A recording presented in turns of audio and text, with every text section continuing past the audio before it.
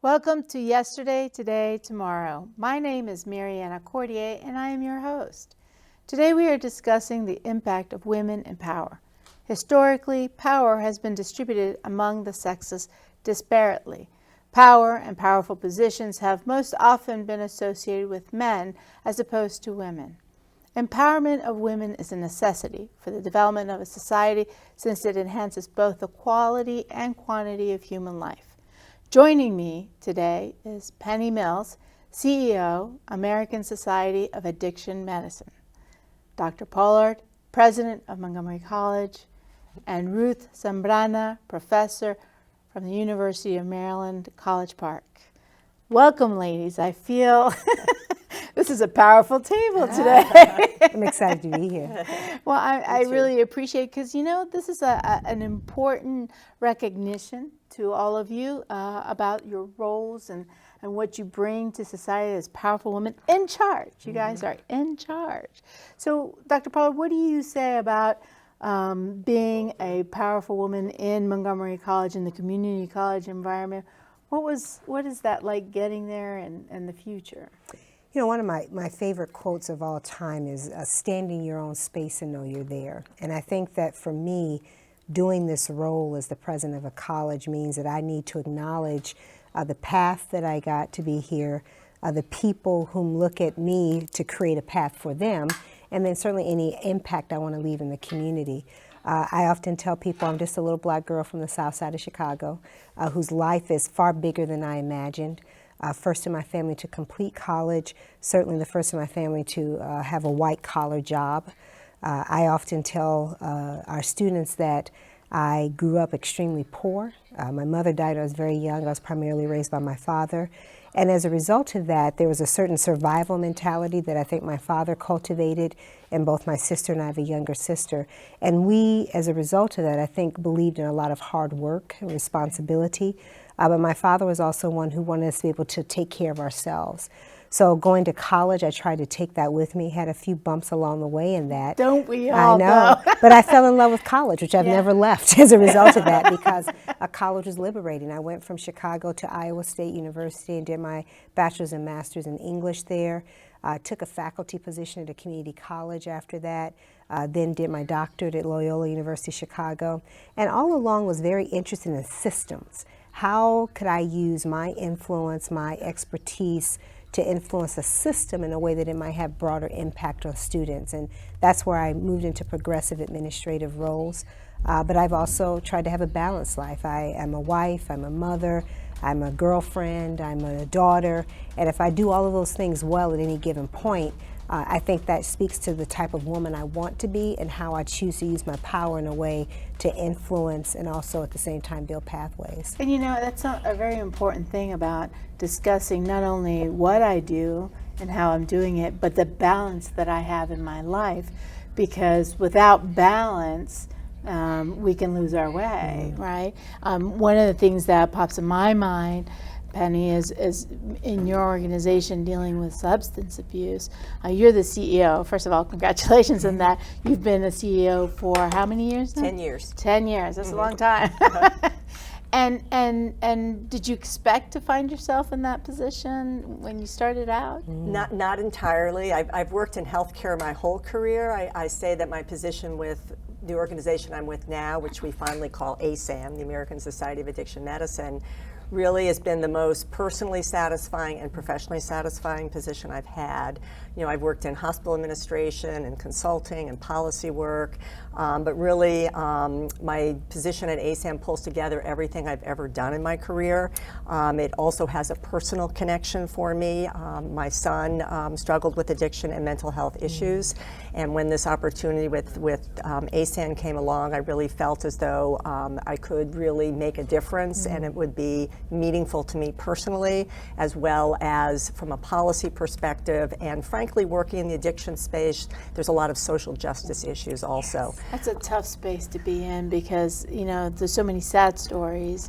And that, what I always find interesting as a criminal defense attorney is, right now there's the opioid crisis, but not too long ago there was the heroin crisis, and before that it was the crack crisis. And, you know, when I was talking to you before about this, I was like, it's not the actual drug that's the crisis, it's the addiction. It's right? the disease of addiction. the I'm glad disease. you recognize that. Not everybody does. You know, I find a lot of my job, I first have to explain to people what addiction is and convince them that it's a preventable chronic medical disease. And I've never worked in a healthcare space where I first had to convince people I represent a disease that needs to be treated. Wow. I worked in cardiology, I've worked in diabetes, I've worked in many other chronic diseases, but with addiction you first have to convince people that it's a treatable disease and that it's a disease, and that's part of the stigma that is a barrier to treatment and a barrier to access, and then I think that also contributes to the social justice issues. We've criminalized people with this disease. You know, huge proportion of people in prisons and jails have addiction and mental health conditions and are denied access to treatment, and that to me is a significant social justice issue. And the interesting thing is, I don't think that there's just now I think is the appreciation is evolving that the impact of substance abuse can be mental health issues. And so, you know, what some people, professionals will say, well, if you have a mental health issue, we need to medicate you or treat you, and you already have someone with substance abuse issues. I imagine it makes it very complicated. Well, there's co-occurring mental health issues as well as co-occurring medical conditions. There's a lot of infectious diseases that go along with addiction because of injection drug use.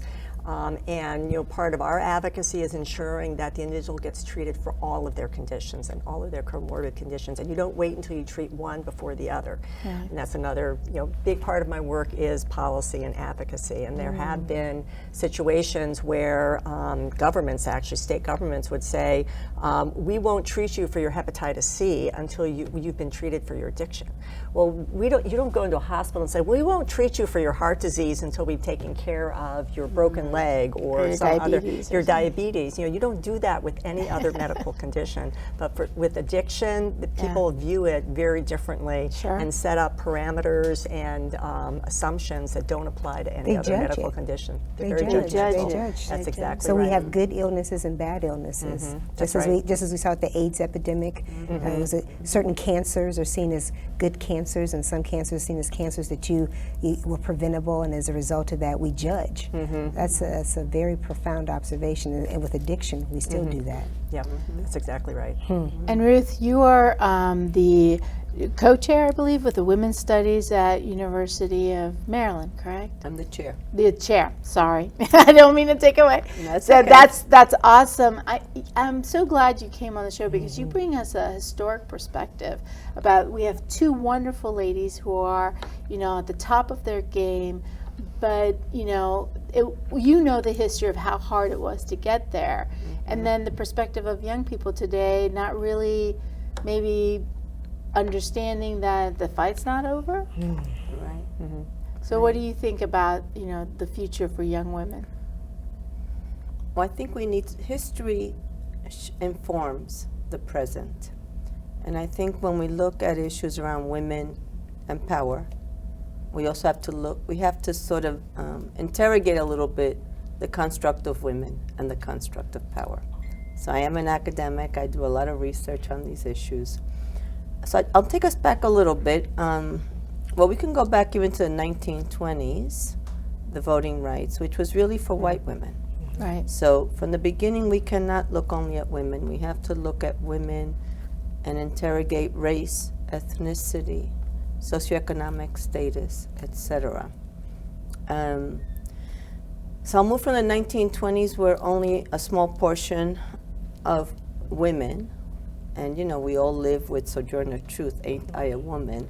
Because although there was women's rights, not all women had those rights throughout history. Right. And in the 1960s, with the civil rights movement, we also had a women's movement simultaneously. And there again, I think we have to look at who had the power to set the agenda, and racial and ethnic women, including women who were active in the Black Panthers, I mean, in really revolutionary movements. And it was about an agenda for the community and for women. And that's what's so important, isn't it? That the agenda got driven by these women that made what we're doing possible. But the agendas were different, and that's what history informs us. Right. And the agendas are still different because we don't have feminism. We have feminisms, which is multiple feminisms. We have black feminist thought, we have Chicana thought, and then we have feminism. And the agendas are still different because the differences are so large. When we look at the data, you know, the academy, when we look at presidents like Dr. Pauly, is a rarity at the community college level.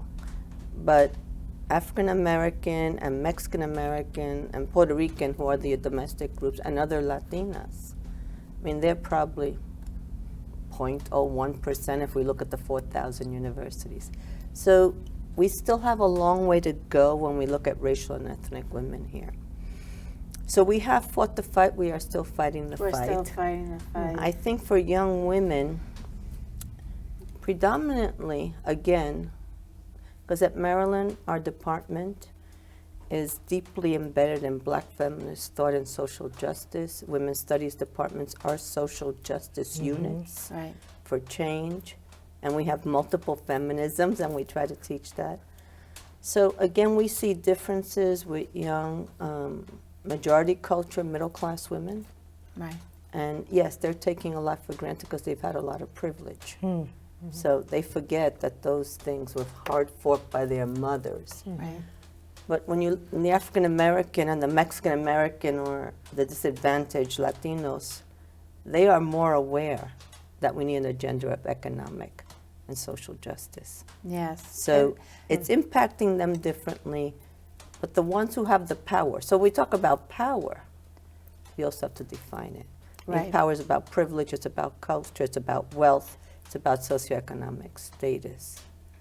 So it is that group, majority culture young women, who are taking it for granted when what we really need them is to help us continue the fight. Yes. So that these other group who are coming, who are still so behind them, Right. will gain some of those privileges. And you know, one of the things that I admire the most of the work that you've done, Dr. Pollard, is that you have made Montgomery College so progressive. And a way that you're making education accessible and plausible to many who don't want to start in a four-year or can't start at a four-year college. And how much of your experience of your life did that influence, you know, how you administered Montgomery You know, College? one of the things, I appreciate that question because I think my job when I stepped into here, as I'm now in my 10th year, has been trying to amplify a consciousness or an ethos that's always been in part of Montgomery College. This college and this county, in my mind, really is a county that chooses to live its values out loud. It's a community that would identify in most parts as a progressive community that allocates over half of this county budget to education, that has taken on progressive issues in very deliberate ways. Sometimes, though, you take that for granted. And I think my job when I stepped in as the president, one was to kind of listen and then start to name things. So I think oftentimes when you think about leadership, I love the conversation earlier about advocacy, the conversation about being able to acknowledge and name things. So part of what my job has been to do, I think, to be a truth teller. This idea to speak truth to power. And a part of that is naming that there were and are demographic shifts happening in Montgomery County. Montgomery County is becoming older, browner, and less wealthy. And if we want that combination of factors to be something that is not negative as it is in every other part of the globe, we have to do something different in terms of how we do our work here. So part of that for us at the college was embracing this notion of radical inclusion, of meeting people where they are and being deliberate in that space and getting to the root of when they have been not included, being very clear about our commitment to access through dreamers, serving the incarcerated populations, creating pathways back for people who wanted to come to education, whether they be 18 or 58. So that has been that mission. And part of them, for me, is really seeing us as these new, maybe we are the new land-grant institutions, but it's naming our mission. This is when we were founded by the Truman Commission, was this idea of being community centers of excellence and learning, and to say that our job was to help in a period of vast economic disparity that was growing, and a period, and the Truman Commission made this report in 1946, significant racial strife in the country, continued lack of focus and direction for the women that our role as a community college was to be the joiners, to bring people together and to understand and name that there are certain populations who are being left behind. I loved your comment. There's a great book, I'm forgetting the author of it, that said, all the women are white and all the men are black, all the blacks are men, but some of us are brave.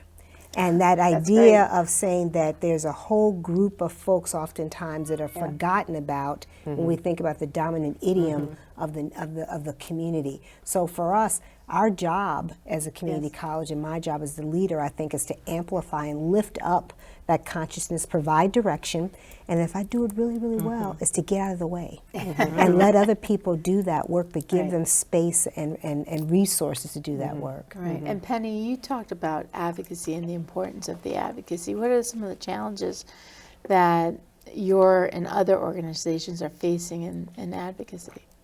Well, certainly, in the addiction arena, there are a lot of people in the space, but there may be some different perspectives. I think, I heard you mention, the stigma, the judgment, and, there's not always a full understanding, as I said, of the disease and the treatments and how you have to first educate policymakers about those things and then get to, and here's some steps which we think will be important to close that. And then, I was reflecting on listening to what you were saying, Dr. Pollard, that one of the things that I've also thought has been important in building my teams in my organization is I have an entire female executive team. And actually the mentor that I've had in my career, she was a CEO of a medical society, which is not very common. And she put together a female team, and we've stayed together. We meet informally because we're all at different organizations now. But I think both creating teams and then being mentors for others is incredibly important. I find mentorship being one of the primary things that has helped anyone, men, women, children, to have someone to really kind of help guide you, because we always have those moments where we stumble. I know I've stumbled a few times, but a mentor can really give you that road to travel and the tools, And then I think maybe you mentioned about, or someone did about, working with a family, and the balance around that.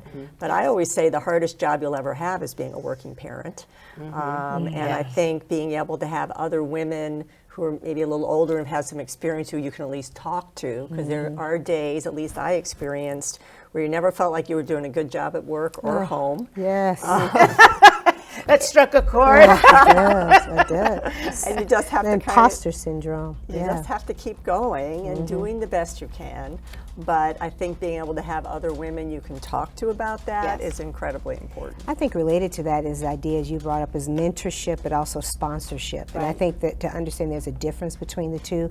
Mentors certainly help guide you and they help give you perspective about your own growth.